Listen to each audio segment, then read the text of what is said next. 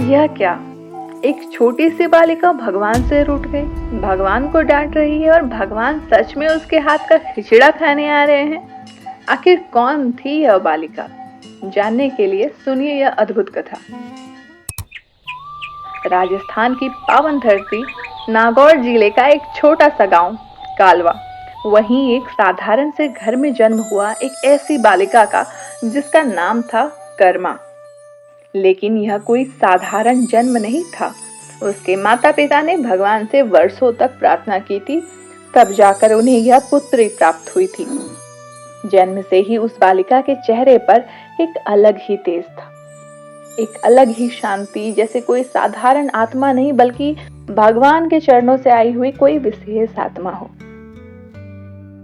उसके पिता जीवन राम स्वयं भगवान श्री कृष्ण के अनन्य भक्त थे।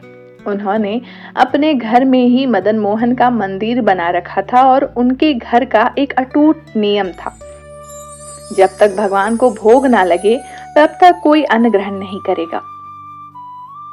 पहले ठाकुर जी खाएंगे, फिर ही घर में कोई खाएगा।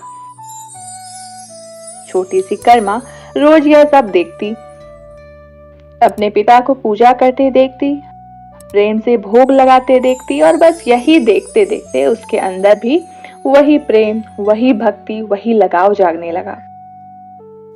अब उसका मन खेलने कूदने में नहीं बल्कि अपने कान्हा में लगने लगा। धीरे धीरे समय बीता और एक दिन ऐसा आया जब उसके माता पिता को तीर्थ यात्रा पर जाना था।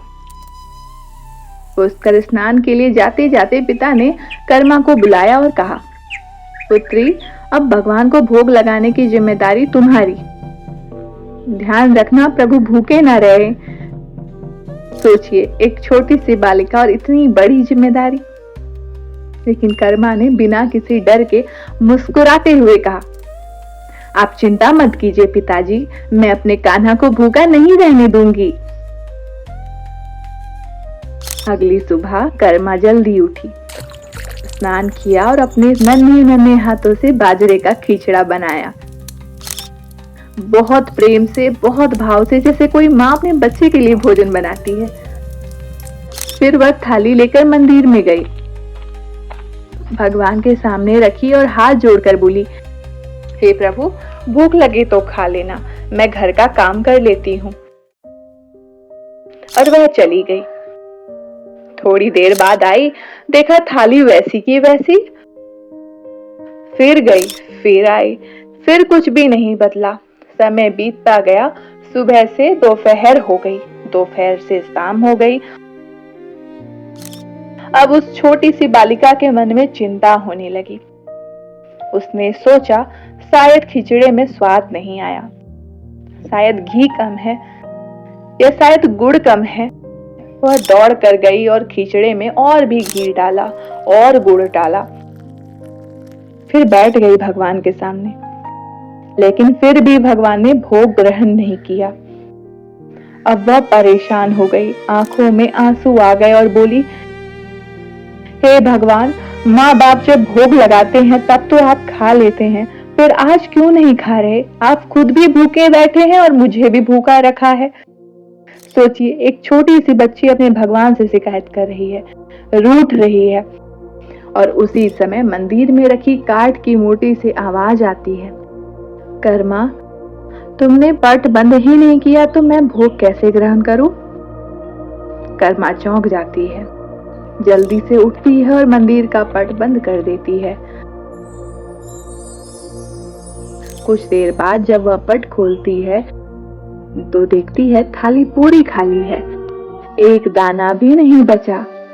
अब उसके चेहरे पर मुस्कान आ जाती है और वह भोलेपन से कहती है, भगवान जी, इतनी सी बात थी तो पहले बता देते, खुद भी भूखे रहे और मुझे भी भूखा रखा। उस दिन के बाद यह रोज का नियम बन गया। कर्मा खिचड़ा बनाती और भगवान स्वयं आकर उसे खाते। अब कर्मा को चिंता होने लगी, कहीं मेरे प्रभु को जल्दी भूख लगती हो, इसलिए उसने नियम बदल दिया। अब वह सबसे पहले उठती, सबसे पहले खिचड़ा बनाती और पहले भगवान को खिलाती, फिर अपने सारे काम करती। उसका हर दिन हर पल बस अपने कान्हा के लिए था। कुछ समय बाद उसके माता पिता तीर्थ से लौटे। आते ही पिता ने पूछा, पुत्री, कहीं भगवान को भूखा तो नहीं रखा? कर्मा मुस्कुरा कर बोली, नहीं पिताजी, मैं रोज उन्हें खिचड़ा खिलाती थी। जब माता रसोई में गई तो देखा गुड़ का मटका जो भरा हुआ था वह खाली हो चुका था। उन्होंने कर्मा से पूछा, पुत्री, यह गुड़ कहाँ गया? कर्मा बोली, माँ, मैं खिचड़े में ज्यादा गुड़ डाल देती थी, कहीं मेरे कान्हा को मिठास कम ना लगे। माता पिता यह सुनकर चकित रह गए। उन्हें विश्वास नहीं हुआ। उन्होंने सोचा शायद बच्ची है, कुछ समझ नहीं रही। तब कर्मा बोली, अगर आपको विश्वास नहीं है तो कल देख लेना। अगले दिन सब छुपकर बैठ गए। कर्मा ने खिचड़ा बनाया, भोग लगाया और पट बंद कर दिया और बोली, हे प्रभु, आज आपको स्वयं सिद्ध करना होगा। और फिर वही हुआ। जब पट खुला तो थाली पूरी खाली। माता पिता की आंखों में आंसू आ गए। उन्हें समझ आ गया था कि उनकी पुत्री कोई साधारण बालिका नहीं बल्कि भगवान की अनन्य भक्त है।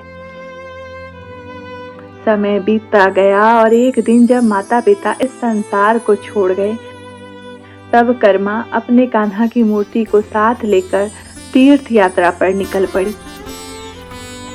चलते चलते वह पहुंची भगवान जगन्नाथ की नगरी पुरी। वहां भी उसका वही नियम, रोज खिचड़ा बनाना और भगवान को खिलाना। एक दिन जब वह खिचड़ा बना रही थी तभी एक छोटा सा बालक आया। माता, बहुत अच्छी खुशबू आ रही है, क्या मुझे भी खिचड़ा मिलेगा? कर्मा मुस्कुराई, आओ पुत्र, बैठो, और उसे अपने हाथों से खिला दिया।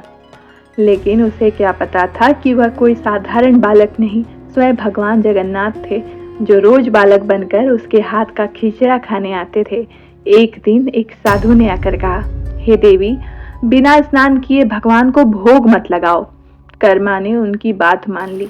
अब वह पहले स्नान करती फिर भोग बनाती, लेकिन इसमें देर हो जाती और वही बालक रोज आकर कहता, माता भूख लगी है, और कर्मा कहती, थोड़ी देर रुक जाओ। उसे क्या पता कि उसका कान्हा उसका इंतजार कर रहा है। इधर मंदिर में पुजारी देखते हैं भगवान के मुख पर खिचड़ा लगा हुआ है। उन्हें आश्चर्य होता है। रात में भगवान स्वप्न में आकर कहते हैं, मैं अपनी भक्त कर्मा बाई के यहाँ खिचड़ा खाने जाता हूँ, लेकिन अब वह देर कर देती है। तब साधु को अपनी गलती का एहसास होता है। वह कर्मा के पास जाकर कहते हैं, हे देवी, आप जैसे पहले भोग लगाती थी वैसे ही लगाइए, आपकी भक्ति सच्ची है। और फिर सब पहले जैसा हो जाता है। लेकिन समय कभी रुकता नहीं। एक दिन मंदिर में देखा गया कि भगवान की आंखों से आंसू बह रहे और वह भोग ग्रहण नहीं कर रहे। राजा चिंतित हो गए। रात में भगवान स्वप्न में कहते हैं, मेरी प्रिय भक्त कर्मा बाई आज इस संसार को छोड़कर मुझ में लीन हो गई। अब मुझे माँ की तरह प्रेम में खिचड़ा कौन खिलाएगा? अब मुझे माँ की तरह प्रेम से खिचड़ा खिलाने वाला कौन है? यह सुनकर राजा कहते हैं, प्रभु, आज से प्रतिदिन आपके भोग में कर्मा बाई का खिचड़ा चढ़ेगा। और तब से आज तक भगवान जगन्नाथ के भोग में कर्मा बाई का खिचड़ा चढ़ाया जाता है। यह थी उस बालिका की कथा जिसने भगवान को नियमों से नहीं प्रेम से बांध लिया, जिसने भगवान को पूजा से नहीं अपने स्नेह से अपना बना लिया। क्योंकि जहाँ सच्ची भक्ति होती है वहाँ भगवान को आने में देर नहीं लगती। हरे कृष्णा।